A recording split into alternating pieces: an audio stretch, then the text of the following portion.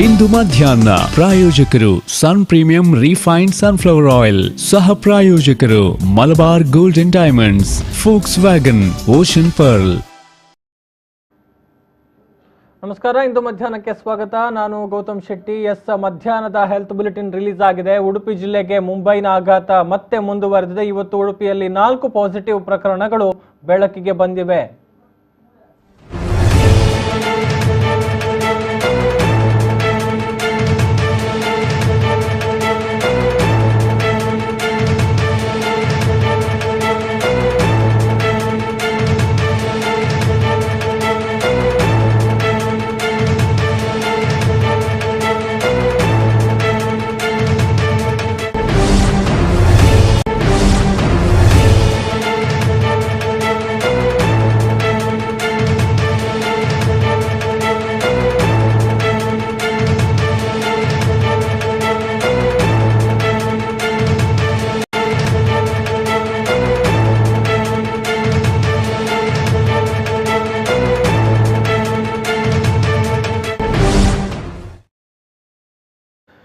ಉಡುಪಿಗೆ ಮುಂಬೈನಿಂದ ಬಂದಿರುವಂತವರ ಆಘಾತ ಕೊರೋನಾ ಮೂಲಕ ಎದುರಾಗಿದೆ. 4 ಮಂದಿಗೆ ಕೊರೋನಾ ಪಾಸಿಟಿವ್ ಬಂದಿದೆ. ಮಹಾರಾಷ್ಟ್ರದಿಂದ ಬಂದಂತಹ 4ರಲ್ಲಿ ಸೋಂಕು ದೃಢಪಟ್ಟಿರುವಂತಹ ವಿಚಾರ ಈಗ ಮಧ್ಯಾಹ್ನ ರಾಜ್ಯ ಆರೋಗ್ಯ ಇಲಾಖೆ ಬಿಡುಗಡೆ ಮಾಡಿರುವಂತಹ ಹೆಲ್ತ್ ಬುಲೆಟಿನ್ ನಲ್ಲಿ ಬಹಿರಂಗ ಆಗಿದೆ.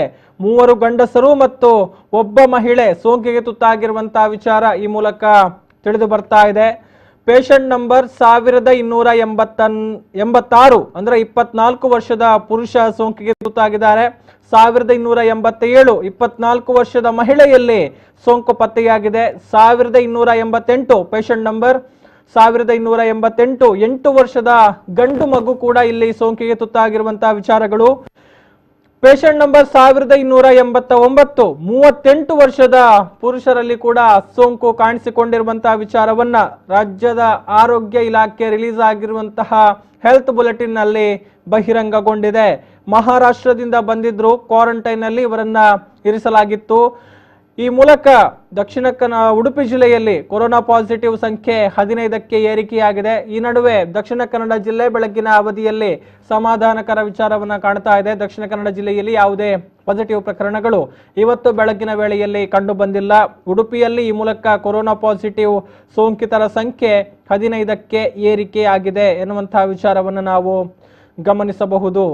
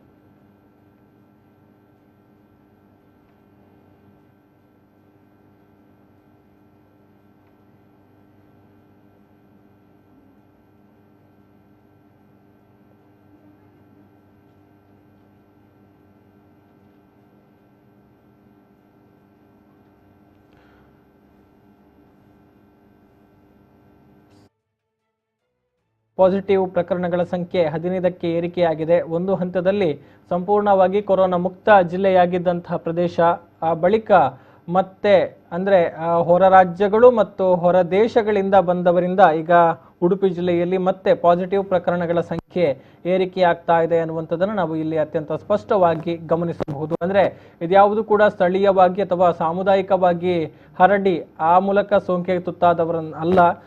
ಎಲ್ಲರೂ ಕೂಡ ಬಂದಿರುವಂಥದ್ದು ಹೊರಗಡೆಯಿಂದ, ಅಂದರೆ ಹೊರ ರಾಜ್ಯಗಳು, ಮುಖ್ಯವಾಗಿ ಮಹಾರಾಷ್ಟ್ರದಿಂದ ಬಂದಿರುವಂಥವರೇ ಹೆಚ್ಚಿನ ಸಂಖ್ಯೆಯಲ್ಲಿ ಇಲ್ಲಿ ಸೋಂಕಿಗೆ ತುತ್ತಾಗಿದ್ದಾರೆ ಎನ್ನುವಂತಹ ವಿಚಾರವನ್ನ ಗಮನಿಸಬಹುದು.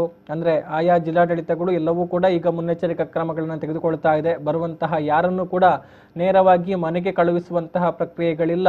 ಆಯಾ ಜಿಲ್ಲಾಡಳಿತ ವ್ಯವಸ್ಥೆಗಳು ಮಾಡಿರುವಂತಹ ಕ್ವಾರಂಟೈನ್ ಕೇಂದ್ರಗಳಲ್ಲೇ ಅವರು ಕ್ವಾರಂಟೈನ್ ಆಗುವಂಥ ಅವಕಾಶಗಳು. ಆದರೆ ಅಲ್ಲಿ 2 ಚಾಯ್ಸ್ ಇದೆ ಅನ್ನುವಂಥದ್ದನ್ನು ನಾವು ನೋಡಬಹುದು. ಅಂದರೆ ಖಾಸಗಿ ಹೋಟೆಲ್ಗಳಲ್ಲಿ ನಮಗೆ ಸ್ವಲ್ಪ ಉತ್ತಮ ಗುಣಮಟ್ಟದ ವ್ಯವಸ್ಥೆಗಳಾಗಬೇಕು ಕ್ವಾರಂಟೈನ್ಗೆ ಅನ್ನುವಂಥವರು ಖಾಸಗಿಯಾಗಿ ಹೋಟೆಲ್ಗಳಲ್ಲಿ ಕ್ವಾರಂಟೈನ್ಗೆ ಒಳಪಡಬಹುದು. ಇನ್ನು ನಮಗೆ ಸರ್ಕಾರ ಮಾಡುವಂತಹ ವ್ಯವಸ್ಥೆಗಳೇ ಸಾಕು, ಏನು ಈಗಾಗಲೇ ಶಾಲಾ ಕಾಲೇಜುಗಳ ಕಟ್ಟಡಗಳಿರ್ಬೋದು, ಜೊತೆಗೆ ಹಾಸ್ಟೆಲ್ಗಳಿರ್ಬೋದು, ಅಲ್ಲಿ ಏನು ವ್ಯವಸ್ಥೆಯನ್ನು ಮಾಡಲಾಗಿದೆಯೋ ಅಲ್ಲೇ ನಮಗೆ ಕ್ವಾರಂಟೈನ್ ಸಾಕು ಅನ್ನುವಂಥವರು ಅಲ್ಲೇ ಕ್ವಾರಂಟೈನ್ ಆಗಿರುವಂಥ ವಿಚಾರಗಳನ್ನು ಕೂಡ ನಾವು ಗಮನಿಸಬಹುದು. ಸೊ ಎಲ್ಲರ ಆರೋಗ್ಯ ತಪಾಸಣೆಯನ್ನು ಕೂಡ ನಿಗದಿತವಾಗಿ ಮಾಡಲಾಗ್ತಾ ಇದೆ. ನಿಗದಿತ ರೆಗ್ಯುಲರ್ ಇಂಟರ್ವಲ್ ಏನಿದೆ ಅದರಲ್ಲಿ ಎಲ್ಲರ ಆರೋಗ್ಯ ತಪಾಸಣೆಯನ್ನು ಮಾಡಲಾಗುತ್ತೆ. ಅಂತ ಸಂದರ್ಭದಲ್ಲಿ ಈಗ ಸೋಂಕಿನ ಪ್ರಕರಣಗಳು ಹೆಚ್ಚಾಗ್ತಾ ಇದೆ. ಇದು ನಿರೀಕ್ಷಿತ ಬೆಳವಣಿಗೆ. ಇನ್ನು ನಾವು ಗಮನಿಸಿದರೆ ಇನ್ನು ಜೂನ್ ಜುಲೈ ತಿಂಗಳಲ್ಲಿ ಈ ಒಂದು ಪ್ರಕರಣಗಳ ಸಂಖ್ಯೆ ಮತ್ತಷ್ಟು ಏರಿಕೆಯಾಗಬಹುದು ಅನ್ನುವಂಥದ್ದು ಕೂಡ ನಾವು ಗಮನಿಸಬೇಕಾಗಿರುವಂತಹ ವಿಚಾರ. ಇನ್ನು ಇದೆಲ್ಲವೂ ಕೂಡ ಬಂದು ಕ್ವಾರಂಟೈನ್ ಆಗಿರುವಂತಹ ವಿಚಾರಗಳಾದರೆ ಇನ್ನು ಅನೇಕ ಮಂದಿ, ಇದು ಉಡುಪಿ ಜಿಲ್ಲೆಗೆ ಸಂಬಂಧಪಟ್ಟಂತಹ ವಿಚಾರ ಅಲ್ಲ, ಸಾಮಾನ್ಯವಾಗಿ ನಾವು ಹೇಳೋದಿದ್ರೆ ಅನೇಕ ಮಂದಿ ಈಗ ತಪಾಸಣೆಯನ್ನೇ ಮಾಡಿಸಿಕೊಳ್ಳದೇ ಇದ್ದವರು ಬಹಳ ದೊಡ್ಡ ತಲೆನೋವಾಗಿ ಪರಿಣಮಿಸ್ತಾ ಇದ್ದಾರೆ ಎನ್ನುವಂಥ ವಿಚಾರವನ್ನು ನಾವು ಗಮನಿಸಬಹುದು. ಮುಖ್ಯವಾಗಿ ನಾವು ದಕ್ಷಿಣ ಕನ್ನಡ ಜಿಲ್ಲೆಯ ಜಪ್ಪು ಪಟ್ನ ಪ್ರದೇಶದಲ್ಲಿ ಒಂದು ಪಾಸಿಟಿವ್ ಪ್ರಕರಣ ಏನು ಕಂಡು ಬಂದಿದೆ. ಯುವಕನಿಗೆ ಏನು ಸೋಂಕು ತಗುಲಿತ್ತು, ಭಾನುವಾರದ ದಿನ ಈ ಒಂದು ವಿಚಾರ ದೃಢಪಟ್ಟಿತ್ತು. ಆತನ ಟ್ರಾವೆಲ್ ಹಿಸ್ಟರಿಯನ್ನ ಕಲೆ ಹಾಕಿದಂತಹ ಅಧಿಕಾರಿಗಳು ದಂಗು ಬಡಿದು ಹೋಗಿದ್ರು. ಯಾಕಂತ ಹೇಳಿದ್ರೆ ಆತ ಪ್ರಯಾಣವನ್ನ ಮಾಡಿದಂತಹ ಹಿನ್ನೆಲೆಯನ್ನ ಗಮನಿಸಿದ್ರೆ ಯಾವುದೇ ರೀತಿ ನೇರವಾಗಿ ಆತ ಬಂದಿರಲಿಲ್ಲ. ದೆಹಲಿಗೆ ಹೋಗಿದ್ದಂತಹ ಆತ ಅಲ್ಲಿಂದ ಇಲ್ಲಿಗೆ ಬರೋದಿಕ್ಕೆ, ಅಂದ್ರೆ ಮಂಗಳೂರಿಗೆ ಬರೋದಿಕ್ಕೆ ಕಾಲ್ನಡಿಗೆಯನ್ನೇ ಆಶ್ರಯ ಪಡೆದಿದ್ದ. ಅಂದ್ರೆ ಮೊದಲು ಕಾಲ್ನಡಿಗೆಯಲ್ಲೇ ಪ್ರಯಾಣವನ್ನು ಆರಂಭಿಸಿದಂತಹ ಆತ ಆ ಬಳಿಕ ಸಿಕ್ಕಂತಹ ಕಾರುಗಳು, ಟ್ರಕ್ಗಳು ಅಥವಾ ಯಾವ ವಾಹನಗಳು ಸಿಗುತ್ತೋ ಅದರಲ್ಲಿ ಬರುವಂತಹ ಪ್ರಯತ್ನಗಳನ್ನ ಮಾಡಿದ್ದ. ಚೆಕ್ ಪೋಸ್ಟ್ಗಳಲ್ಲಿ ಕೂಡ ಅಧಿಕಾರಿಗಳ ಕಣ್ಣು ತಪ್ಪಿಸಿ ಯಾಮಾರಿಸಿ ಮಂಗಳೂರಿಗೆ ಬಂದು ಸೇರಿದ್ದ. ಮಂಗಳೂರಿಗೆ ಬಂದಂಥ ಸಂದರ್ಭದಲ್ಲಿ ಮನೆಯವರು ಆತನನ್ನ ಮನೆಯೊಳಗೆ ಸೇರಿಸಿಕೊಳ್ಳೋದಿಕ್ಕೆ ನಿರಾಕರಣೆಯನ್ನ ಮಾಡಿದ್ರು. ಮೊದಲು ಹೋಗಿ ಆರೋಗ್ಯ ತಪಾಸಣೆಯನ್ನ ಮಾಡಿಕೊಂಡು ಬಾ ಎನ್ನುವಂತಹ ಮಾತನ್ನ ಹೇಳಿದ್ರು. ಆ ಬಳಿಕ ಆತ ಏನು ಮಂಗಳೂರು ಹೊರವಲಯದ ಖಾಸಗಿ ಆಸ್ಪತ್ರೆಯಲ್ಲಿ ಈಗ ಏನು ಕಾರ್ಯಾರಂಭವನ್ನ ಮಾಡಿದ ಲ್ಯಾಬ್, ಅಲ್ಲಿ ತಪಾಸಣೆಯನ್ನ ಮಾಡಿಸಿಕೊಂಡಂತ ಸಂದರ್ಭದಲ್ಲಿ ಆತ ಸೋಂಕಿಗೆ ತುತ್ತಾಗಿರುವಂತಹ ವಿಚಾರ ದೃಢಪಟ್ಟಿದೆ. ಇನ್ನು ಈ ಅವಧಿಯಲ್ಲಿ ಆತ ವ್ಯಾಪಕವಾಗಿ ಓಡಾಡಿದ್ದ ಎನ್ನುವಂತಹ ಮಾಹಿತಿಗಳು ಕೂಡ ಲಭಿಸ್ತಾ ಇದ್ದು, ಸೊ ಆತ ಯಾರ ಸಂಪರ್ಕಕ್ಕೆಲ್ಲ ಬಂದಿದ್ದ, ಅವರ ಒಂದು ವಿವರಗಳನ್ನು ಕಲೆ ಹಾಕುವಂತಹ ಕೆಲಸ ಇದೀಗ ಅಧಿಕಾರಿಗಳಿಗೆ ದೊಡ್ಡ ಸವಾಲಾಗಿ ಇಲ್ಲಿ ಪರಿಣಮಿಸಿದೆ ಅನ್ನುವಂತಹ ವಿಚಾರವನ್ನು ನಾವು ಗಮನಿಸಬಹುದು. ಇನ್ನು ಉಡುಪಿ ಜಿಲ್ಲೆಯಲ್ಲಿ ಇವತ್ತು ಪತ್ತೆಯಾಗಿರುವಂತಹ ಪ್ರಕರಣಗಳಿಗೆ ಸಂಬಂಧಪಟ್ಟ ಹಾಗೆ ಹೆಚ್ಚಿನ ಡೀಟೇಲ್ಸ್ ಕೊಡ್ತಾರೆ ನಮ್ಮ ಕುಂದಾಪುರದ ಪ್ರತಿನಿಧಿ ಶ್ರೀಕಾಂತ್ ಹೆಮ್ಮಾಡಿ. ಹಲೋ ಶ್ರೀಕಾಂತ್. ಎಸ್, ಅಂದ್ರೆ ನಿರೀಕ್ಷಿತ ಬೆಳವಣಿಗೆಗಳು, ಪಾಸಿಟಿವ್ ಪ್ರಕರಣಗಳು ಜಾಸ್ತಿ ಆಗ್ತಾ ಇದೆ. ಅಂದ್ರೆ ಮುಖ್ಯವಾಗಿ ಹೊರ ಜಿಲ್ಲೆಗಳು, ಹೊರ ದೇಶಗಳಿಂದ ಬಂದವರು ಈಗ ಸೋಂಕಿಗೆ ತುತ್ತಾಗಿರುವಂತಹ ವಿಚಾರಗಳು ದಿನೇ ದಿನೇ ಪತ್ತೆಯಾಗ್ತಾ ಇದೆ ಅನ್ನುವಂಥದ್ದು. ಸೊ ಉಡುಪಿ ಜಿಲ್ಲೆಯ ಮೇಲೆ ಇದರಿಂದ ಏನು ಪರಿಣಾಮಗಳಾಗಬಹುದು ಅನ್ನುವಂಥದ್ದು ಈಗ ಮುಂದಿನ ದಿನಗಳಲ್ಲಿ? ಖಂಡಿತವಾಗಿಯೂ ಗೌತಮ್, ಏನಂತ ಹೇಳಿದ್ರೆ ಒಂದು ಮುಂಬೈ ಸೋಂಕು ಇದೀಗ ಕುಂದಾಪುರದಲ್ಲಿ ಡವ ಶುರುವಾಗಿರ್ತಕ್ಕಂಥದ್ದು. ಅಂತ ಹೇಳಿದ್ರೆ ಲಾಕ್ಡೌನ್ ಸಡಿಲಿಕೆಯಾದ ಭಾಗವಾಗಿ ಹೊರ ರಾಜ್ಯಗಳಿಂದ ಅಂತ ಹೇಳಿದ್ರೆ ಮುಂಬೈಯಿಂದ ಬಹುತೇಕ ಸಂಖ್ಯೆಯಲ್ಲಿ ಎಲ್ಲರೂ ಕೂಡ ಜಿಲ್ಲೆಗೆ ಪ್ರಯಾಣವನ್ನ ಬೆಳೆಸ್ತಿದ್ದಾರೆ. ಅದರ ಭಾಗವಾಗಿ ಏನೋ ಅವರನ್ನ ನೇರವಾಗಿ ಕ್ವಾರಂಟೈನ್ ಒಳಪಡಿಸಲಾಗಿದೆ. ಆದ್ರೆ ಕ್ವಾರಂಟೈನ್ ನಲ್ಲಿ ಏನೋ ಅವರ ಗಂಟಲು ದ್ರವ ಪರೀಕ್ಷೆಗೆ ಕೊಟ್ಟ ಸಂದರ್ಭದಲ್ಲಿ ಸಾಕಷ್ಟು ಪಾಸಿಟಿವ್ ಪ್ರಕರಣಗಳು ಬಂದಿರತಕ್ಕಂಥದ್ದು. ನಿನ್ನೆ ಸಂಜೆಯೂ ಕೂಡ ಒಂದು ಪ್ರಕರಣ ಅಂತ ಹೇಳಿದ್ರೆ 7 ತಿಂಗಳ ಗರ್ಭಿಣಿಯೂ ಕೂಡ ಏನೊಂದು ಪಾಸಿಟಿವ್ ಪ್ರಕರಣ ಪತ್ತೆ ಆಗಿರ್ತಕ್ಕಂಥದ್ದು. ಮತ್ತೆ ಇಂದು ಕೂಡ ಏನೋ ಒಂದು ಜಿಲ್ಲಾಡಳಿತ ಘೋಷಣೆ ಮಾಡಿದಂತೆ 4 ಪಾಸಿಟಿವ್ ಪ್ರಕರಣಗಳು ಜಿಲ್ಲೆಯಲ್ಲಿ ಘೋಷಣೆ ಆಗಿರ್ತಕ್ಕಂಥದ್ದು. ಇವರೆಲ್ಲರೂ ಕೂಡ ಕುಂದಾಪುರದ ಕ್ವಾರಂಟೈನ್ ಸೆಂಟರ್ಗಳಲ್ಲಿ ಕ್ವಾರಂಟೈನ್ ಅನ್ನ ಮಾಡಲಾಗಿತ್ತು. ಆದ್ರೆ ಗಂಟಲು ಪರೀಕ್ಷೆಯಲ್ಲಿ ಎಲ್ಲ ಅಂತ ಹೇಳಿದ್ರೆ ಪಾಸಿಟಿವ್ ವಿಚಾರ ಬೆಳಕಿಗೆ ಬಂದಿರತಕ್ಕಂಥದ್ದು. ಅಂತ ಹೇಳಿದ್ರೆ 8 ವರ್ಷದ ಬಾಲಕ ಹಾಗೂ ಏನೊಂದು 2 ಯುವಕರು ಮತ್ತೆ ಓರ್ವ ಯುವತಿಗೆ ಇದೀಗ ಕೊರೋನಾ ಪಾಸಿಟಿವ್ ಪತ್ತೆಯಾಗಿರ್ತಕ್ಕಂಥದ್ದು. ಜಿಲ್ಲಾಧಿಕಾರಿಯವರು ಕೂಡ ಏನೋ ಈ ಬಗ್ಗೆ ಮಾಧ್ಯಮಗಳಿಗೆ ತಿಳಿಸಿರುವಂತದ್ದು.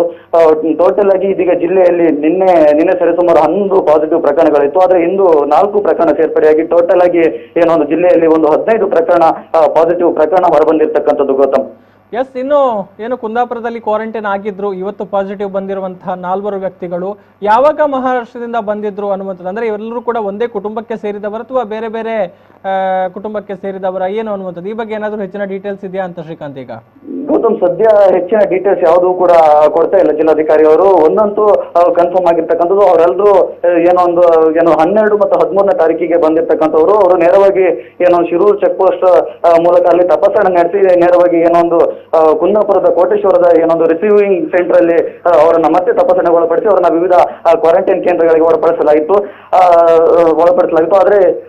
ಆದ್ರೆ ಇವತ್ತು ಒಂದು ಬಂದಿರತಕ್ಕಂತಹ 4 ಪಾಸಿಟಿವ್ ಪ್ರಕರಣಗಳು ಯಾವ ರೀತಿಯಾಗಿರ್ತಕ್ಕಂಥ ಸಂಬಂಧವನ್ನ ಕಲ್ಪಿಸಲಾಗ್ತದೆ ಅಂತ ಹೇಳೋದು ಇನ್ನೂ ಕೂಡ ಜಿಲ್ಲಾಧಿಕಾರಿ ಅವರು ಏನೂ ಕೂಡ ಗುಟ್ಟನ್ನು ಬಿಟ್ಟುಕೊಟ್ಟಿಲ್ಲ.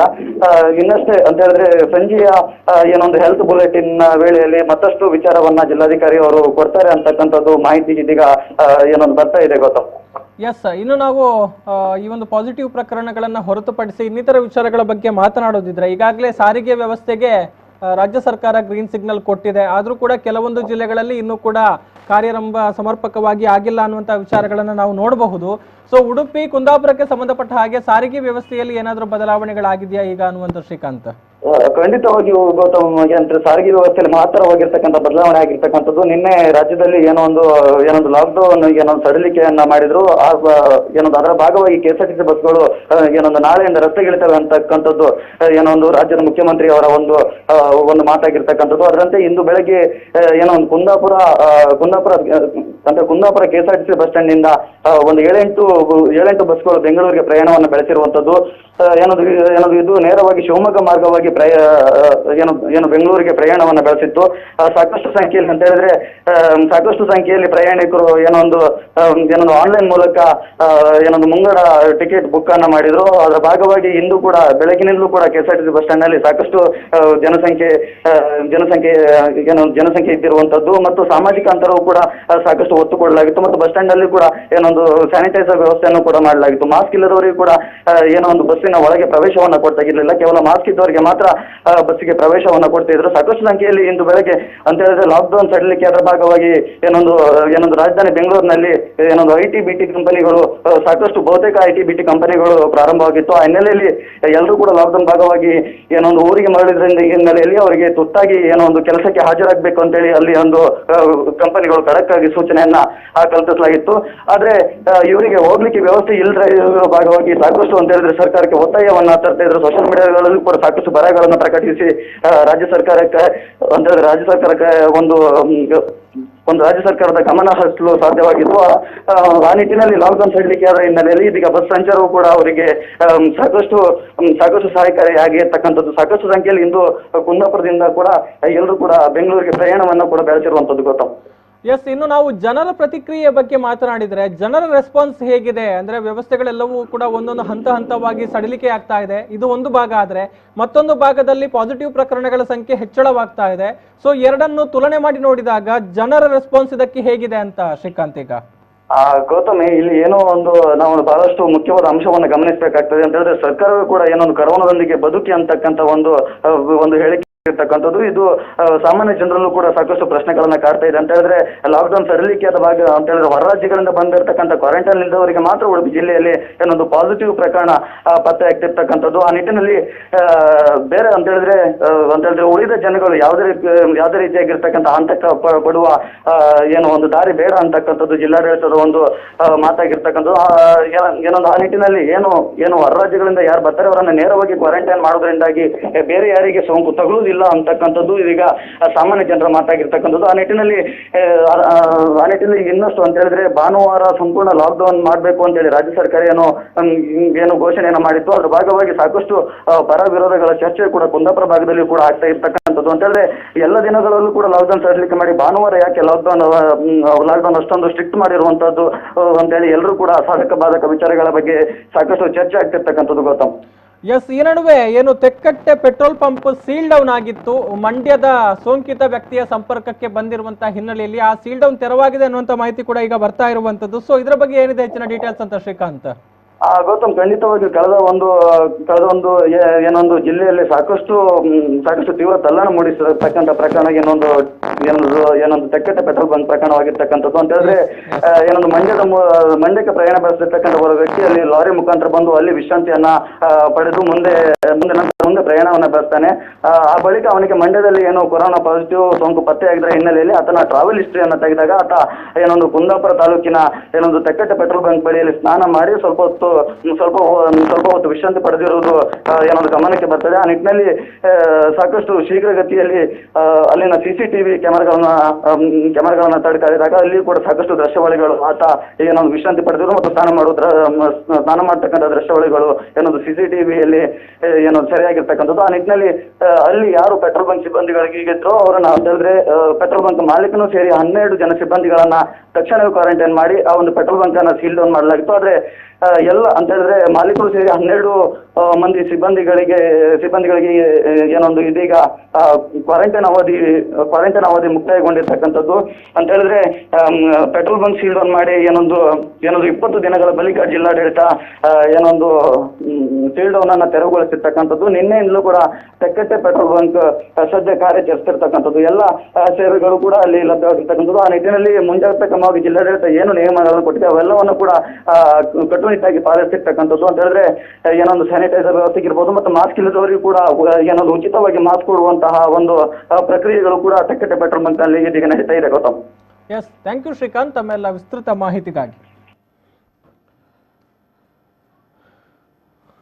ಎಸ್, ತೆಕ್ಕಟ್ಟೆ ಪೆಟ್ರೋಲ್ ಪಂಪ್ ಅನ್ನ ಸೀಲ್ ಡೌನ್ ಮಾಡಲಾಗಿತ್ತು. ಮಂಡ್ಯದ ಸೋಂಕಿತ ವ್ಯಕ್ತಿ ಇಲ್ಲಿಗೆ ಬಂದಿದ್ದ, ಇಲ್ಲಿ ಸ್ವಲ್ಪ ಹೊತ್ತು ತಂಗಿದ್ದು ವಿಶ್ರಾಂತಿಯನ್ನ ಪಡೆದಿದ್ದ, ಜೊತೆಗೆ ಉಪಹಾರವನ್ನ ಕೂಡ ಸೇವನೆ ಮಾಡಿದ್ದ ಎನ್ನುವಂತಹ ಹಿನ್ನೆಲೆಯಲ್ಲಿ ಮುನ್ನೆಚ್ಚರಿಕಾ ಕ್ರಮವಾಗಿ ಈ ಒಂದು ಪೆಟ್ರೋಲ್ ಪಂಪ್ ಅನ್ನ ಸೀಲ್ ಡೌನ್ ಮಾಡುವಂತಹ ಪ್ರಕ್ರಿಯೆಗಳಾಗಿತ್ತು. ಜೊತೆಗೆ ಈ ಒಂದು ಪಂಪ್ ನಲ್ಲಿ ಕೆಲಸವನ್ನ ಮಾಡ್ತಾ ಇದ್ದಂತಹ 12 ಮಂದಿಯ ಸಿಬ್ಬಂದಿಗಳನ್ನ ಕೂಡ ಕ್ವಾರಂಟೈನ್ ಮಾಡಲಾಗಿತ್ತು. ಇದೀಗ 12 ಮಂದಿಯ ರಿಪೋರ್ಟ್ಗಳು ಕೂಡ ನೆಗೆಟಿವ್ ಆಗಿ ಬಂದಿರುವಂತಹ ಹಿನ್ನೆಲೆಯಲ್ಲಿ ಜೊತೆಗೆ 28 ದಿನಗಳ ಕ್ವಾರಂಟೈನ್ ಅವಧಿ ಪೂರ್ಣಗೊಂಡಿರುವಂತಹ ಹಿನ್ನೆಲೆಯಲ್ಲಿ ಈಗ ಪೆಟ್ರೋಲ್ ಪಂಪ್ನ ಸೀಲ್ ಡೌನ್ ಅನ್ನ ತೆರವು ಮಾಡಲಾಗಿದೆ.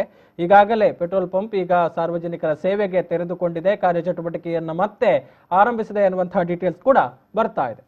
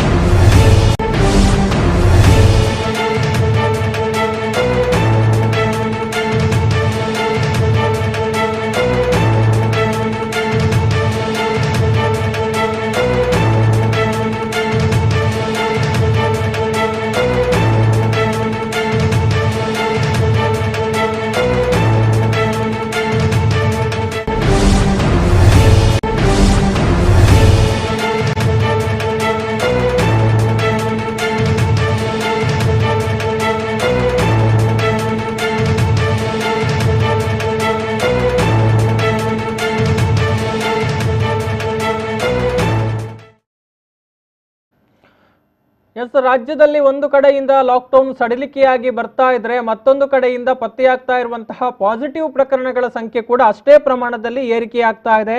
ಇವತ್ತು 127 ಹೊಸ ಪ್ರಕರಣಗಳು ಬೆಳಕಿಗೆ ಬಂದಿದೆ. ಈ ಮೂಲಕ ರಾಜ್ಯದಲ್ಲಿ ಕೊರೋನಾ ಸೋಂಕಿತರ ಸಂಖ್ಯೆ 1373ಕ್ಕೆ ಏರಿಕೆಯಾಗಿದೆ ಎನ್ನುವಂತಹ ಆಘಾತಕಾರಿ ಮಾಹಿತಿಯನ್ನ ನಾವು ನೋಡಬಹುದು.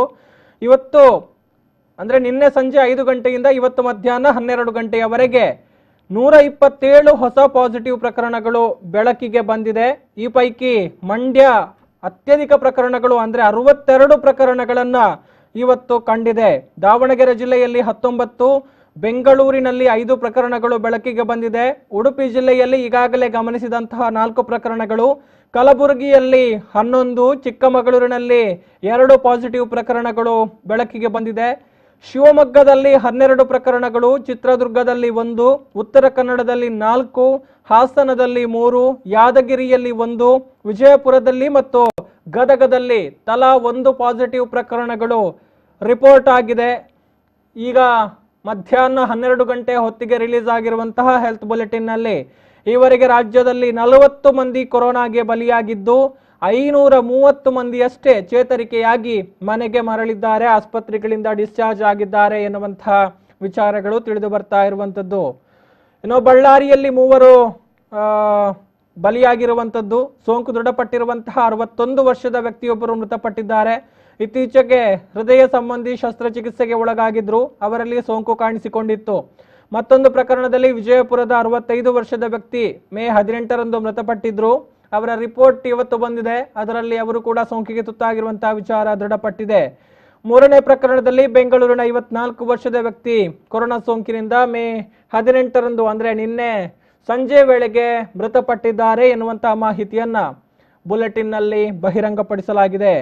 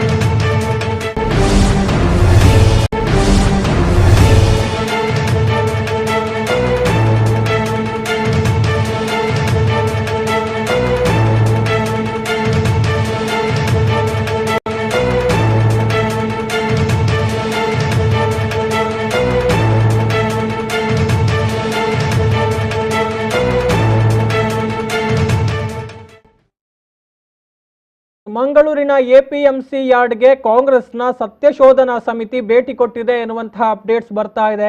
ಎಪಿಎಂಸಿ ಯಾರ್ಡ್ನಲ್ಲಿ ಈಗ ಮಂಗಳೂರು ಸೆಂಟ್ರಲ್ ಮಾರುಕಟ್ಟೆಯಲ್ಲಿದ್ದಂತಹ ಹೋಲ್ಸೇಲ್ ವ್ಯಾಪಾರಸ್ಥರಿಗೆ ಅಲ್ಲಿ ಅವಕಾಶವನ್ನ ಕೊಡಲಾಗಿರುವಂಥದ್ದು. ಮೊನ್ನೆ ರಾತ್ರಿಯಿಂದ ನಿನ್ನೆ ಇಡೀ ಸುರಿದಂತಹ ಮಳೆಗೆ ಅಲ್ಲಿ ಸಮಸ್ಯೆಗಳಾಗಿದೆ ಎನ್ನುವಂತಹ ವಿಚಾರಗಳನ್ನ ನಾವು ಗಮನಿಸಿದ್ವಿ. ಅಂದ್ರೆ ಮಳೆಯಿಂದಾಗಿ ನಿನ್ನೆ ಸಮಸ್ಯೆಗಳು ಉಂಟಾಗಿದ್ದ ಬಗ್ಗೆ ವಿ4 ನ್ಯೂಸ್ ವಿಸ್ತೃತವಾದ ವರದಿಯನ್ನು ಕೂಡ ಪ್ರಸಾರ ಮಾಡಿತ್ತು. ಅದರ ಬೆನ್ನಲ್ಲೇ ಇದೀಗ ಕಾಂಗ್ರೆಸ್ನ ಸತ್ಯಶೋಧನಾ ಸಮಿತಿ ಎಪಿಎಂಸಿ ಯಾರ್ಡ್ಗೆ ಭೇಟಿಯನ್ನ ಕೊಟ್ಟು ಅಲ್ಲಿ ಪರಿಸ್ಥಿತಿ ಹೇಗಿದೆ, ಏನಾಗಿದೆ ಅನ್ನುವಂಥದ್ರ ಬಗ್ಗೆ ಅವಲೋಕನವನ್ನ ಮಾಡಿದೆ. ನಿನ್ನೆ ಸುರಿದಂತಹ ಮಳೆಯಿಂದಾಗಿ ಎಪಿಎಂಸಿ ಅಸ್ತವ್ಯಸ್ತಗೊಂಡಿತ್ತು. ಈ ಬಗ್ಗೆ ವ್ಯಾಪಾರಿಗಳಿಂದ ಆಕ್ರೋಶಗಳು ವ್ಯಕ್ತವಾಗಿರುವಂತಹ ಹಿನ್ನೆಲೆಯಲ್ಲಿ ಇವತ್ತು ಕಾಂಗ್ರೆಸ್ನ ಸತ್ಯಶೋಧನಾ ಸಮಿತಿ ಭೇಟಿಯನ್ನ ಕೊಟ್ಟಿದೆ. ಈ ಸಂದರ್ಭದಲ್ಲಿ ಜಿಲ್ಲಾಡಳಿತದ ವಿರುದ್ಧ ಕಾಂಗ್ರೆಸ್ ಮುಖಂಡರು ಆಕ್ರೋಶವನ್ನ ಕೂಡ ವ್ಯಕ್ತಪಡಿಸಿದ್ದಾರೆ. ಸಗಟು ವ್ಯಾಪಾರಿಗಳನ್ನ ಏಕಾಏಕಿ ಎಪಿಎಂಸಿಗೆ ಸ್ಥಳಾಂತರವನ್ನ ಮಾಡಿದ್ದಾರೆ. ಯಾವುದೇ ರೀತಿಯ ಮುನ್ಸೂಚನೆ ಕೊಡದೆ ಸ್ಥಳಾಂತರ ಆಗಿರುವಂಥದ್ದು. ಎಪಿಎಂಸಿ ಯಾರ್ಡ್ನಲ್ಲಿ ಯಾವುದೇ ರೀತಿಯ ಮೂಲಭೂತ ಸೌಕರ್ಯಗಳು ಇಲ್ಲ. ಎಪಿಎಂಸಿಯಲ್ಲಿ ಹಲವಾರು ಸಮಸ್ಯೆಗಳಿದೆ. ಆದರೂ ಕೂಡ ತುರಾತುರಿಯಲ್ಲಿ ಮಾರುಕಟ್ಟೆಯನ್ನ ಸ್ಥಳಾಂತರ ಮಾಡಲಾಗಿದೆ. ದಕ್ಷಿಣ ಕನ್ನಡ ಜಿಲ್ಲಾಡಳಿತದಲ್ಲಿ ಕಾಣದ ಕೈಗಳು ಕೆಲಸವನ್ನ ಮಾಡ್ತಾ ಇದೆ. ಜಿಲ್ಲಾಡಳಿತ ಮಾಡ್ತಾ ಇರುವಂತಹ ವ್ಯವಸ್ಥೆಗಳೆಲ್ಲವೂ ಕೂಡ ಬೋಗಸ್. ಜಿಲ್ಲೆಯಲ್ಲಿ ವ್ಯವಸ್ಥಿತವಾಗಿ ಯಾವುದೂ ಕೂಡ ನಡೀತಾ ಇಲ್ಲ ಎನ್ನುವಂತಹ ಆರೋಪವನ್ನ ಸತ್ಯಶೋಧನಾ ಸಮಿತಿಯ ಪ್ರಮುಖರಲ್ಲಿ ಒಬ್ಬರಾಗಿರುವಂತಹ ಅಬ್ದುಲ್ ರವೂಫ್ ಅವರು ಈಗ ಈ ಒಂದು ಆರೋಪವನ್ನ ಮಾಡಿದ್ದಾರೆ. ಮಂಗಳೂರು ಸೆಂಟ್ರಲ್ ಮಾರ್ಕೆಟನ್ನು ಶಿಫ್ಟ್ ಮಾಡಿ APMCಗೆ ಸ್ಥಳಾಂತರಿಸಿದ ಬಗ್ಗೆ ಹಲವಾರು ವರ್ಷಗಳಿಂದ ಮಂಗಳೂರು ಮಹಾನಗರ ಪಾಲಿಕೆ ವ್ಯಾಪ್ತಿಯಲ್ಲಿ ಸೆಂಟ್ರಲ್ ಮಾರ್ಕೆಟಲ್ಲಿ ಹೋಲ್ಸೇಲ್ ಮತ್ತು ರಿಟೇಲ್ ವ್ಯಾಪಾರಸ್ಥರನ್ನು ಏಕಾಏಕಿ ಯಾವುದೇ ಮುನ್ಸೂಚನೆ ಇಲ್ಲದೆ ಇವತ್ತು ಕೊರೋನಾದ ನೇಪವೊಡ್ಡಿ APMC ಯಾರ್ಡ್ಗೆ ಮಂಗಳೂರು ಮಾರುಕಟ್ಟೆಯನ್ನು ಶಿಫ್ಟ್ ಮಾಡಿದ್ದು. ನಿಜವಾಗಿ ಹೇಳಬೇಕಂತ ಹೇಳಿದರೆ ಈ APMC ಯಾರ್ಡ್ನಲ್ಲಿ ಯಾವುದೇ ಮೂಲಭೂತ ಸೌಕರ್ಯ ಇಲ್ಲ. ಇಲ್ಲಿ ಭಾಳಷ್ಟು ಸಮಸ್ಯೆಗಳಿವೆ. ಇದು ತಾರಾತೂರಿಯಲ್ಲಿ ಈ ರೀತಿ ಮಾಡಿದ್ದು ಆರೋಗ್ಯಕರ ಒಂದು ಬೆಳವಣಿಗೆ ನಮ್ಮ ಜಿಲ್ಲಾಡಳಿತದಲ್ಲ. ಇದರಲ್ಲಿ ಸಂಪೂರ್ಣ ಜಿಲ್ಲಾಡಳಿತ ವಿಫಲವಾಗಿದೆ. ಅದು ಅಲ್ಲದೆ ಇವತ್ತು ದೇಶದ ಬೆನ್ನೆಲುಬು ಅಂತ ಹೇಳಿ ರೈತರಿಗೆ ನಾವು ಭಾಳಷ್ಟು ಪ್ರೋತ್ಸಾಹ ಕೊಡ್ತೇವೆ. ಪ್ರೋತ್ಸಾಹ ಬಾಯಲ್ಲೇ ಕೊಡೋದು ಹೊರತು ನಿಜವಾಗಿ ಕೊಡುವಂಥ ಪ್ರೋತ್ಸಾಹ ಯಾವುದೇ ಕೊಡ್ತಾ ಇಲ್ಲ. ಇವತ್ತು ರೈತರು ಬೆಳೆದಂಥ ಬೆಳೆಗಳು, ಈ ತರಕಾರಿ, ಹಣ್ಣು ಹಂಪಲು, ಸೊಪ್ಪು ಇದೆಲ್ಲ ಇಲ್ಲಿ APMCಗೆ ಬಂದು ನಿಜ ನೋಡಬೇಕಂತ ಹೇಳಿದರೆ ದಿವಸಗಳು ಹಾಳಾಗಿ ಹೋಗ್ತಾ ಇದೆ. ಅದಕ್ಕಾಗಿ ನಿಜವಾದ ರೇಟ್ಗಳು ಸಿಗ್ತಾ ಇಲ್ಲ. ಇಲ್ಲಿ ಜನಗಳು ಪರದಾಡ್ತಾ ಇದ್ದಾರೆ. ದಿನಾಲೂ ಅವರು ಹೇಳ್ತಾರೆ, ವ್ಯಾಪಾರಸ್ಥರು ಅವ್ರ ಹತ್ರ ಮಾತಾಡುವಾಗ ಹೇಳ್ತಾರೆ, ನಾವು ನಮ್ಮ ಅಸ್ತಿತ್ವಗೋಸ್ಕರ ಇಲ್ಲಿ ವ್ಯಾಪಾರ ಮಾಡ್ತಾ ಇದ್ದೇವೆ, ನಮ್ಮನ್ನು ಏಕಾಏಕಿ ತಂದು ಇಲ್ಲಿ ಹಾಕಿದ್ದಾರೆ, ಇಲ್ಲಿ ಮೂಲಭೂತ ಸೌಕರ್ಯ ಇಲ್ಲ, ಯಾವುದೇ ಸೌಕರ್ಯವನ್ನು ನಮಗೆ ಕಲ್ಪಿಸಿಕೊಡಲಿಲ್ಲ. ಆದ ಕಾರಣ ತುಂಬ ಸಮಸ್ಯೆಯಲ್ಲಿ ನಾವಿದ್ದೇವೆ. ಅದು ಅಲ್ಲದೆ ಈ APMC ಯಾರ್ಡ್ನ ಸುತ್ತಮುತ್ತಲು ಇರುವಂಥ ಎಲ್ಲ ಕೆಮಿಕಲ್ ಫ್ಯಾಕ್ಟ್ರಿಗಳಿವೆ. ಆದ್ದರಿಂದ ಜಾಸ್ತಿಯಾಗಿ ಒಂದೆರಡು ಗಂಟೆ ಒಳಗೆ ಇಲ್ಲಿ ಬಂದಂಥ ತರಕಾರಿ, ಹಣ್ಣು ಹಂಪಲು ಎಲ್ಲ ಹಾಳಾಗಿ ಹೋಗ್ತದೆ. ಅದು ನಮಗೆ ಸಮಸ್ಯೆ ಆಗ್ತದೆ. ಇನ್ನಿತರದ್ದು ಭಾಳಷ್ಟು ಸಮಸ್ಯೆಗಳನ್ನು ನಾವು ಇಲ್ಲಿ ಎದುರಿಸ್ತಾ ಇದ್ದೇವೆ. ಆದ ಕಾರಣ ನಮ್ಮನ್ನು ನಿನ್ನೆ ಬಂದ ಮಳೆಯಲ್ಲಿ ತುಂಬ ಎಲ್ಲ ಸಾಮಗ್ರಿಗಳು ಕೊಚ್ಚಿ ಹೋಗಿದೆ. ಇಲ್ಲಿರುವಂಥ ಎಲ್ಲ ಪರಿಸ್ಥಿತಿಗಳು ಅವ್ಯವಸ್ಥೆ ಆಗಿದೆ. ಆದ ಕಾರಣ ನಮಗೆ ನೀವು ಪರಿಹಾರ ದೊರಕಿಸಿಕೊಡಬೇಕಂತೇಳಿ ಅವರು ಈ ಸಂದರ್ಭದಲ್ಲಿ ನಮ್ಮ ಹತ್ರ ಹೇಳಿದ್ದಾರೆ. ಅದೇ ರೀತಿ ನಾವು ಹೇಳುವುದೇನೆಂದರೆ, ಜಿಲ್ಲಾಡಳಿತಕ್ಕೆ ಮಂಗಳೂರು ಮಹಾನಗರ ಪಾಲಿಕೆಗೆ ಒಂದು ಅಸ್ತಿತ್ವ ಇದೆ. ಮಂಗಳೂರು ಮಹಾನಗರ ಪಾಲಿಕೆ ವ್ಯಾಪ್ತಿಯಲ್ಲಿ ಸಂಬಂಧಪಟ್ಟ ಇರುವಂಥ ಸೆಂಟ್ರಲ್ ಮಾರ್ಕೆಟನ್ನು ಏಕಾಏಕಿ ಶಿಫ್ಟ್ ಮಾಡುವಾಗ ಮಂಗಳೂರು ಮಹಾನಗರ ಪಾಲಿಕೆಯ ಒಂದು ಕೌನ್ಸಿಲ್ಗಾಗಲಿ ಒಂದು ಪ್ರತಿಪಕ್ಷಕ್ಕಾಗಲಿ ಯಾವುದೇ ಒಂದು ಸದಸ್ಯರಿಗೆ ಇದನ್ನು ಗಮನಕ್ಕೆ ತರಗದೆ ಏಕಾಏಕಾಗಿ ಈ ಮಂಗಳೂರು ಮಹಾನಗರ ಪಾಲಿಕೆಯನ್ನು ಎಲ್ಲಿಗೆ ಒಂದು ಶಿಫ್ಟ್ ಮಾಡಿ ಇದನ್ನು ಏನು ಮಾಡ್ತಾ ಇದ್ದಾರೆ ಅಂತ ಹೇಳಿ ನಮಗೆ ಅರ್ಥ ಆಗ್ತಾ ಇಲ್ಲ. ಇಲ್ಲಿ ನೋಡುವಾಗ ಜಿಲ್ಲಾಡಳಿತವನ್ನು ಯಾರು ಆಡಳಿತ ಮಾಡಬೇಕು ಅವರು ಆಡಳಿತ ಮಾಡ್ತಾ ಇಲ್ಲ. ಕಾಣದ ಕೈಗಳು ಯಾರ ಇದರಲ್ಲಿ ಆಡಳಿತ ಮಾಡ್ತಾ ಇದ್ದಾರೆ ಅಂತ ನಮಗೆ ಅನಿಸ್ತಾ ಇದೆ. ನಿಜವಾಗಲೂ ಈಗ ಜನಗಳ ಗೋಲನ್ನು ಯಾರ ಹತ್ರ ಹೇಳ್ಬೇಕು ಅಂತ ಹೇಳಿ ಯಾರಿಗೂ ದೋಸ್ತಾ ಇಲ್ಲ. ಇವಾಗ ಕೊರೋನಾ ಬಂದಿದೆ, ಸೋಷಿಯಲ್ ಡಿಸ್ಟೆನ್ಸನ್ನು ಕಾಪಾಡಿಕೊಳ್ಬೇಕು, ಸಾಮಾಜಿಕ ಅಂತರವನ್ನು ಕಾಪಾಡಿಕೊಳ್ಬೇಕು ಅಂತ ಹೇಳಿ ಎಲ್ಲ ನೆಪವನ್ನು ಒಡ್ಡಿ ಎಲ್ಲ ಕೆಲಸವನ್ನು ಮಾಡ್ತಾರೆ. ನಿಜವಾಗಿ ಇಲ್ಲಿ ಎಲ್ಲೂ ಸೋಷಿಯಲ್ ಡಿಸ್ಟೆನ್ಸ್ ಮೇಂಟೈನ್ ಆಗ್ತಾ ಇಲ್ಲ. ಇನ್ನೊಂದೇನಂತ ಹೇಳಿದರೆ, ಈ ಕೊರೋನಾದಿಂದ ನಾವು ಉಸಿರು ಕಟ್ಟಿ ಕೂತ್ಕೊಂಡಿದ್ದೇವೆ. ಪ್ರತಿಪಕ್ಷವಾಗಿ ಮಾತಾಡಲಿಕ್ಕೆ ಇಲ್ಲಿ ಅವಕಾಶ ಇಲ್ಲ. ಏನಂತ ಹೇಳಿದರೆ, ಜಾಸ್ತಿ ಮಾತಾಡಿದರೆ ನಾವು ರಾಜಕೀಯ ಮಾಡ್ತಾ ಇಲ್ಲ. ಇಲ್ಲಿ ಏನು ಇದೆ, ಅವ್ಯವಸ್ಥೆ ಇದೆ, ಏನು ನ್ಯೂನ್ಯತೆ ಇದೆ ಆಡಳಿತ ಪಕ್ಷದ, ಅದರ ವಿರುದ್ಧವಾಗಿ ನಾವು ಇವತ್ತು ಮಾತಾಡ್ತಾ ಇದ್ದೇವೆ. ನಿಜ ಹೇಳ್ಬೇಕಂತ ಹೇಳಿದರೆ, ಇವತ್ತು ಮಾಡುವಂಥ ಜಿಲ್ಲಾಡಳಿತ ಮಾಡುವಂಥ ವ್ಯವಸ್ಥೆ ಯಾವುದು ಸರಿ ಇಲ್ಲ, ಎಲ್ಲ ಬೋಗಸ್. ಅವರಿಗೆ ಮನ ಬಂದಾಗೆ ಮಾಡ್ತಾ ಇದ್ದಾರೆ. ಸೆಂಟ್ರಲ್ ಮಾರ್ಕೆಟನ್ನು ಏಕಾಏಕಿ ಇಲ್ಲಿ ಶಿಫ್ಟ್ ಮಾಡುವಂಥ ಅವಶ್ಯಕತೆಯೇ ಇಲ್ಲ. ಇವತ್ತು ಜನಗಳಿಗೆ ಲಾಕ್ಡೌನ್ ಮಾಡಿ ಜನಗಳನ್ನು ಮನೆಯಲ್ಲಿ ಕೂತ್ಕೊಳ್ಳಿ, ನಿಮಗೆ ನಾವು ಬೇಕಾದಂಥ ಸೌಕರ್ಯವನ್ನು ನಾವು ಮಾಡಿಕೊಡ್ತೇವೆ, ನಿಮ್ಮ ಮನೆ ಬಾಗಿಲಿಗೆ ತಲುಪಿಸ್ತೇವೆ ಅಂತ ಹೇಳಿ ನಾವು ಅವರ ಮನೆ ಬಾಗಿಲಿಗೆ ತಲುಪಿಸುವಂಥ ವ್ಯವಸ್ಥೆ ಮಾಡೋದು ಬಿಟ್ಟು ಜನಗಳನ್ನು ಪರದಾಡಿ ಜನಗಳು ಎಲ್ಲೆಲ್ಲಿ ಓಡಾಡುವಂತೆ ಇಡೀ ಜಿಲ್ಲೆಯಲ್ಲಿ ದಕ್ಷಿಣ ಕನ್ನಡ ಜಿಲ್ಲೆಯಲ್ಲಿ ಒಂದೇ ಏಕಾಏಕಿ ಒಂದು ಮಾರ್ಕೆಟ್ ಇರುವುದಂತ ಸೆಂಟ್ರಲ್ ಮಾರ್ಕೆಟ್. ಇಡೀ ಜಿಲ್ಲೆಗೆ ಇಲ್ಲಿಂದ ಎಲ್ಲ ತರಕಾರಿ, ಹಣ್ಣು ಹಂಪಲು ಎಲ್ಲ ಇಲ್ಲಿಂದಲೇ ಹೋಗಬೇಕು, ಸರಕಾಗಬೇಕು. ಆದ ಕಾರಣ ಇವತ್ತು ಏನು ಅವ್ಯವಸ್ಥೆ ಮಾಡಿದ್ರೆ ಇವರು ಏನು ಮಾಡ್ತಾರಂತೇಳಿ ನಮಗೆ ಯಾರಿಗೂ ಅರ್ಥ ಆಗ್ತಾ ಇಲ್ಲ. ಇದು ಯಾಕೆ ಈ ರೀತಿ ಮಾಡ್ತಾರಂತೇಳಿ ನೋಡಬೇಕು. ನಮಗೆ ಇವತ್ತು ಜಿಲ್ಲಾ ಕಾಂಗ್ರೆಸ್ ವತಿಯಿಂದ ನಮ್ಮನ್ನು ಒಂದು ನಿಯೋಗ ಮಾಡಿ ನಮ್ಮನ್ನು ಇಲ್ಲಿಗೆ ಒಂದು ಸತ್ಯಶೋಧನಾ ಸಮಿತಿಯಾಗಿ ಕಳಿಸಿದ್ದಾರೆ. ನಾವು ಅದರ ಪ್ರಕಾರ ನಾವು ಇಲ್ಲಿ ಎಲ್ಲ ರಿಪೋರ್ಟ್ಗಳನ್ನು ಇವರ ಹೋಲ್ಸೇಲ್ ವ್ಯಾಪಾರಸ್ಥರು ಮತ್ತು ರಿಟೇಲ್ ವ್ಯಾಪಾರಸ್ಥರನ್ನು ಎಲ್ಲರನ್ನು ನಾವು ಭೇಟಿಯಾಗಿ ಮಾತಾಡಿದ್ದೇವೆ. ಇಲ್ಲಿಯ ಅವ್ಯವಸ್ಥೆಗಳನ್ನೆಲ್ಲ ನಾವು ವೀಕ್ಷಿಸಿದ್ದೇವೆ. ಇದರ ಪ್ರಕಾರ ನಾವು ಜಿಲ್ಲಾ ಕಾಂಗ್ರೆಸ್ಗೆ ನಾವು ಇದರನ್ನು ರಿಪೋರ್ಟನ್ನು ಮಾಡ್ತೇವೆ. ಆಮೇಲೆ ಇದರ ಬಗ್ಗೆ ಏನಂತ ಹೇಳಿದರೆ, ಜಿಲ್ಲಾಡಳಿತ ಸಂಪೂರ್ಣವಾಗಿ ಇವ್ರಿಗಾದಂಥ ನುಕ್ಸಾನ್ಗಳನ್ನು, ಇವ್ರಿಗಾದ ನಷ್ಟವನ್ನು ಇದನ್ನು ಸಂಪೂರ್ಣವಾಗಿ ಜಿಲ್ಲಾಡಳಿತ ಬರಿಬೇಕು. ನಿನ್ನೆ ಇವರು ಮಳೆಯಲ್ಲಿ ಕೊಚ್ಚಿ ಹೋದಂಥ ಎಲ್ಲ ನಿನ್ನೆಷ್ಟು ಅವರಿಗೆ ಕಷ್ಟ ನಷ್ಟ ಆಗಿದೆ, ಆದರೆ ಎಷ್ಟು ಲಕ್ಷಾಂತರ ರೂಪಾಯಿಗಳು ನಷ್ಟ ಆಗಿದೆ. ಆ ನಷ್ಟಗಳನ್ನು ಜಿಲ್ಲಾಡಳಿತ ಭರಿಸಬೇಕು ಅಂತೇಳಿ ಈ ಸಂದರ್ಭದಲ್ಲಿ ನಾವು ಅವರನ್ನು ಒತ್ತಾಯಿಸಲಿಕ್ಕೆ ಇಚ್ಛಿಸ್ತೇವೆ.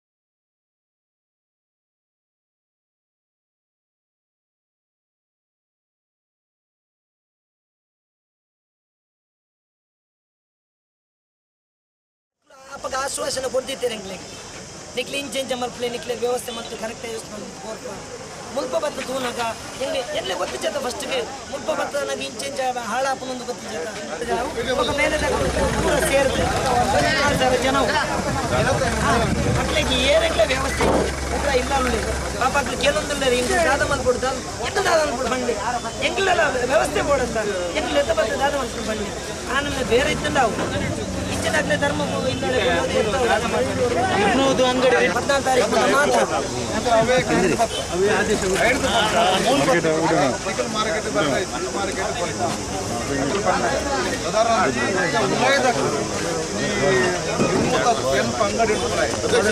ನಿಖಿಲನ್ ಈಗ ಸಿಟ್ಟು ಮಲ್ತಿದ್ದೆ ಸೋಷಿಯಲ್ ಡಿಸ್ಟೆನ್ಸ್ ಮೇಂಟೆನ್ಸ್ ಮಾಡ್ತಾರೆ ಒಂಚೂರು ನಿಖಿಲು ಸಾಕಾರ ಮಲ್ಪೋಡು ಎಂಜಿನ ಮಣ್ಣನಲ್ಲ ಕುಲೆ ನಮ್ಮನೆ ನಿಯಮ ಪಾಲನೆ ಮಲ್ತಿದ್ದೀನಿ ನಂದ ಐಕೆ ಬೆಲೆಜಿ ಐಕೋಸ್ಕರ ನಿಖಿಲು ಒಂಚೂರು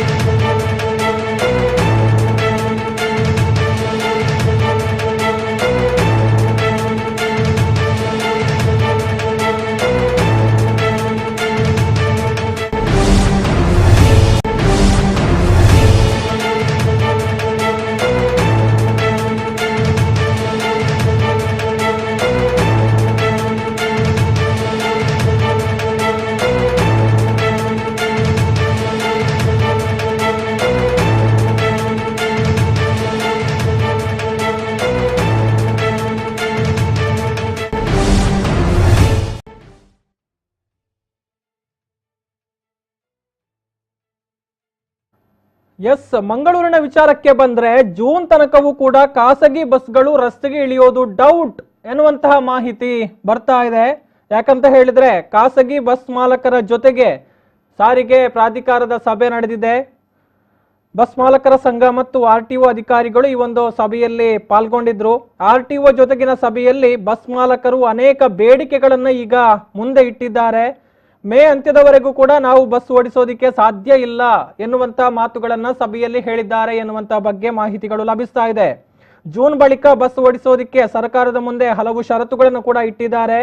6 ತಿಂಗಳ ಟ್ಯಾಕ್ಸ್ ಕಡಿತ ಮಾಡಬೇಕು, ಟಿಕೆಟ್ ದರವನ್ನ ಹೆಚ್ಚಳ ಮಾಡಬೇಕು ಇತ್ಯಾದಿ ಬೇಡಿಕೆಗಳನ್ನ ಸಲ್ಲಿಕೆ ಮಾಡಲಾಗಿದೆ.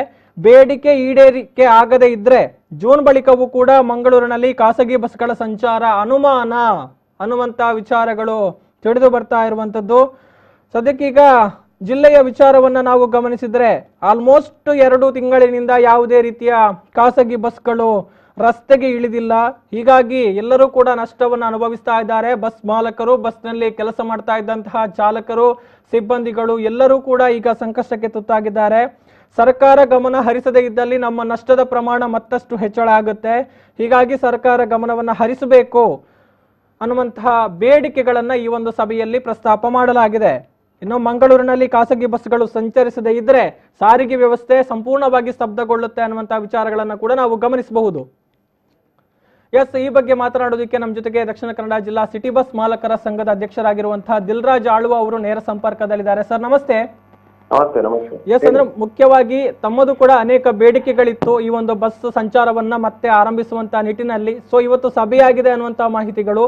ಸೊ ಮುಖ್ಯವಾಗಿ ಸಭೆಯಲ್ಲಿ ಏನು ಚರ್ಚೆ ಆಯ್ತು ಅನ್ನುವಂಥದ್ದು ಸರ್? ಈಗ ಇವತ್ತು RTO ಅಧಿಕಾರಿಗಳು ನಮ್ಮನ್ನು ಸಭೆ ಕರೆದಿದ್ರು. ನಮ್ಮನ್ನು ನಮ್ಮ ದಕ್ಷಿಣ ಕನ್ನಡ ಬಸ್ ಮಾಲಕರ ಸಂಘ ಮತ್ತು ಕೇಂದ್ರ ಅಸೋಸಿಯೇಷನ್ ಅವರನ್ನು.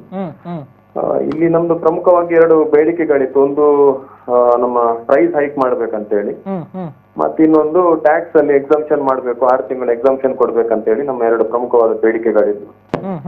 ಅದಂದ್ರೆ ಯಾವುದು RTO ಅಧಿಕಾರಿಗಳಿಗೆ ವ್ಯಾಪ್ತಿಗೆ ಬರದಿದ್ದ ಕಾರಣ ಅದು ಅವರು ನಮ್ಮ ಎಲ್ಲ ಡಿಮಾಂಡ್ ಗಳನ್ನೆಲ್ಲ ಪಾಯಿಂಟ್ಸ್ ಅನ್ನು ಬರ್ಕೊಂಡಿದ್ದಾರೆ. ಮತ್ತು ಮುಂದಿನ ದಿವಸಗಳಲ್ಲಿ ಆ DC ಅವರೊಟ್ಟಿಗೆ ಚರ್ಚೆ ಮಾಡಿ ಮತ್ತು ನಮ್ಮ ಉಸ್ತುವಾರಿ ಸಚಿವರ ಚರ್ಚೆ ಮಾಡಿ ಮತ್ತೆ ಅದನ್ನು ಸರ್ಕಾರಕ್ಕೆ ತಿಳಿಸುವಂತ ಇದು ಪ್ರಯತ್ನವನ್ನು ಮಾಡ್ತಾರೆ ಅವರು. ನಮ್ಗಂತೂ ಇವತ್ತು ಟೆಕ್ನಿಕಲ್ ಆಗಿ ಕೂಡ ಇವತ್ತು ನಾಳೆ ಬಸ್ ಓಡಿಸ್ಲಿಕ್ಕೆ ಸಾಧ್ಯ ಆಗ್ಲಿಕ್ಕಿಲ್ಲ. ಯಾಕಂತ ಹೇಳಿದ್ರೆ ಅಡ್ವಾನ್ಸ್ ಟ್ಯಾಕ್ಸ್ ಕಟ್ಟಿ ನಾವು ಇವತ್ತೇನಾದ್ರೂ ನಾವು ನಾಳೆ ಆಪರೇಷನ್ ಸ್ಟಾರ್ಟ್ ಮಾಡಿದ್ರು ಕೂಡ ನಾವು ಇಡೀ ಮೇ ಮಂತ್ ಇದು ಟ್ಯಾಕ್ಸ್ ಕಟ್ಟಬೇಕಾಗ್ತದೆ. ಸೊ ಆ ದೃಷ್ಟಿಯಿಂದ ನಾವು ಜೂನಿಗೆ ನಾವು ಓಡಿಸ್ತೇವೆ ಅಂತ ಹೇಳಿ ಹೇಳಲಿಕ್ಕೆ ಪ್ರಮುಖವಾದ ಕಾರಣ. ಎಸ್, ಅಂದ್ರೆ ಈಗ ಬಸ್ ಸಂಚಾರ, ಖಾಸಗಿ ಬಸ್ ಸಂಚಾರ ಆರಂಭಗೊಳ್ಳದಿದ್ರು ಜೂನ್ ನಂತರ, ಅದು ಕೂಡ ಬೇಡಿಕೆ ಈಡೇರಿದ್ರೆ ಮಾತ್ರ ಅನ್ನುವಂಥದ್ದು. ಇಲ್ಲ, ಅಂತ ಬೇಡಿಕೆ ಬೇಡಿಕೆಯನ್ನು ನೀವು ಇದ್ ಮಾಡ್ಬೇಕಂತ ಹೇಳಿ ನಮ್ ಮಾಡ್ಲೇಬೇಕು. ಆ ಒಂದು ಕಟ್ಟುನಿಟ್ಟಿನ ಇದ್ ಮಾಡ್ಲಿಕ್ಕೆ ನಮ್ಗೆ ಬರುದಿಲ್ಲ. ಯಾಕಂತೇಳಿ ನಾವು ಸಾರ್ವಜನಿಕರ ಸೇವೆಯಲ್ಲಿ ಇರುವವರು, ಸಾರ್ವಜನಿಕರಿಗೆ ತೊಂದರೆ ಮಾಡಿ ನಮ್ಗೇನು ಇದ್ ಮಾಡ್ಲಿಕ್ಕೆ ಅಂತ ಬೇಡಿಕೆಗಳಿಲ್ಲ. ಬಟ್ ನಮ್ಗೆ ಆಶಾಭಾವನೆ ಇದೆ, ನಮ್ಮ ಸರ್ಕಾರ ನಮ್ಮ ಬೇಡಿಕೆಗಳನ್ನು ಗಮನ ಹರಿಸ್ತದೆ ಅಂತ ಹೇಳಿ ನಮ್ಗೆ ಇದಿದೆ. ಮತ್ತು ಜೂನ್ ತಿಂಗಳಲ್ಲಿ ಟೆಕ್ನಿಕಲ್ ಆಗಿ ಈಗ ನಾವು ಓಡಿಸ್ಲಿಕ್ಕೆ ಬರದಿದ್ದ ಕಾರಣ ಆಲ್ಮೋಸ್ಟ್ ಜೂನ್ 1st ನಾವು ಓಡಿಸ್ಬೇಕಂತ ಹೇಳಿ ನಮ್ದು ಕೂಡ ಒಂದು ಚಿಂತನೆ ಇದೆ. ಸೊ ಮೇ 31st ವರೆಗಂತೂ ಖಾಸಗಿ ಬಸ್ಗಳು ರಸ್ತೆಗೆ ಇಳಿಯೋದೇ ಇಲ್ಲ, ಇದಂತೂ ಪಕ್ಕ. ಇಲ್ಲ, ಅದೊಂದು ಸ್ಪಷ್ಟ. Yes, thank you sir, thank you ನಮ್ಮ ಜೊತೆಗೆ ಮಾತಿಗೆ ಸಿಕ್ಕಿದ್ದಕ್ಕಾಗಿ. ಎಸ್, ಇದು ಸಿಟಿ ಬಸ್ ಸಂಚಾರಕ್ಕೆ ಸಂಬಂಧಪಟ್ಟ ಹಾಗೆ ದಕ್ಷಿಣ ಕನ್ನಡ ಜಿಲ್ಲಾ ಸಿಟಿ ಬಸ್ ಮಾಲಕರ ಸಂಘದ ಅಧ್ಯಕ್ಷರಾಗಿರುವಂತಹ ದಿಲ್ರಾಜ್ ಆಳ್ವ ನಮ್ಮ ಜೊತೆಗೆ ಮಾತನಾಡ್ತಾ ಹೇಳಿರುವಂತದ್ದು, ಮೇ 31ರವರೆಗೂ ಕೂಡ ಯಾವುದೇ ಕಾರಣಕ್ಕೂ ದಕ್ಷಿಣ ಕನ್ನಡ ಜಿಲ್ಲೆಯಲ್ಲಿ ಸಿಟಿ ಬಸ್ಗಳು ರಸ್ತೆಗೆ ಇಳಿಯೋದಿದ್ದು ಏನಿದ್ರು ಕೂಡ ಅದು ಜೂನ್ 1ರ ನಂತರ. ಅದರಲ್ಲೂ ಕೂಡ ಬೇಡಿಕೆಯನ್ನ ನಾವು ಇಟ್ಟಿದ್ದೇವೆ, ಮನವಿಗಳನ್ನ ಸಲ್ಲಿಕೆ ಮಾಡಿದ್ದೇವೆ, ಅದನ್ನ ಪರಿಗಣಿಸಿದ್ರೆ ನಮಗೆ ಹೆಲ್ಪ್ ಆಗುತ್ತೆ. ಆದರೆ ತೀರಾ ನಾವು ಪಟ್ಟು ಹಿಡಿಯೋದಿಲ್ಲ. ಯಾಕಂತ ಹೇಳಿದ್ರೆ ಸಾರ್ವಜನಿಕರ ಒಂದು ಹಿತಾಸಕ್ತಿಯನ್ನ ನಾವು ಇಲ್ಲಿ ಗಮನಿಸಬೇಕಾಗತ್ತೆ, ಸಾರ್ವಜನಿಕರಿಗೆ ತೊಂದರೆಯಾಗದ ಹಾಗೆ ನಾವು ನೋಡಿಕೊಳ್ಬೇಕಾಗತ್ತೆ. ಅಂತಹ ಒಂದು ಮಹತ್ತರ ಜವಾಬ್ದಾರಿ ಕೂಡ ಇದೆ.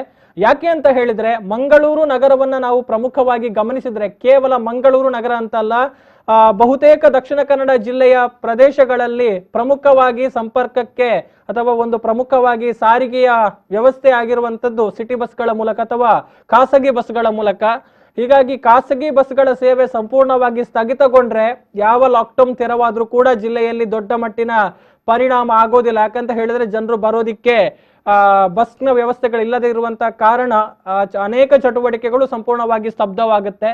ಹೀಗಾಗಿ ಸಾರ್ವಜನಿಕರ ಒಂದು ಹಿತಾಸಕ್ತಿಯನ್ನು ಕೂಡ ನಾವು ಗಮನಿಸಬೇಕು. ಹೀಗಾಗಿ ಬೇಡಿಕೆಗಳನ್ನು ಇಟ್ಟಿದ್ದೇವೆ, ಅದನ್ನು ಸರ್ಕಾರ ಪರಿಗಣಿಸಿದ್ರೆ ಖಂಡಿತವಾಗ್ಲೂ ನಮಗೆ ಸಹಾಯ ಆಗುತ್ತೆ.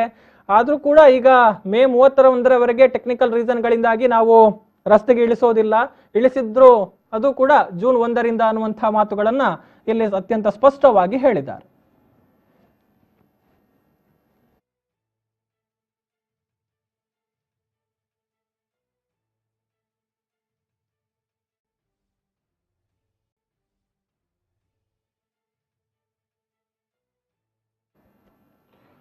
ಎಸ್, ಇದಿಷ್ಟು ಮಧ್ಯಾಹ್ನದ ಸುದ್ದಿ. ಮುಂದಿನ ಸುದ್ದಿ ಮಾಹಿತಿಗಳ ಜೊತೆಗೆ ಮತ್ತೆ ಬರ್ತೀನಿ. ನೋಡ್ತಾ ಇರಿ V4 ನ್ಯೂಸ್. ನಮಸ್ಕಾರ.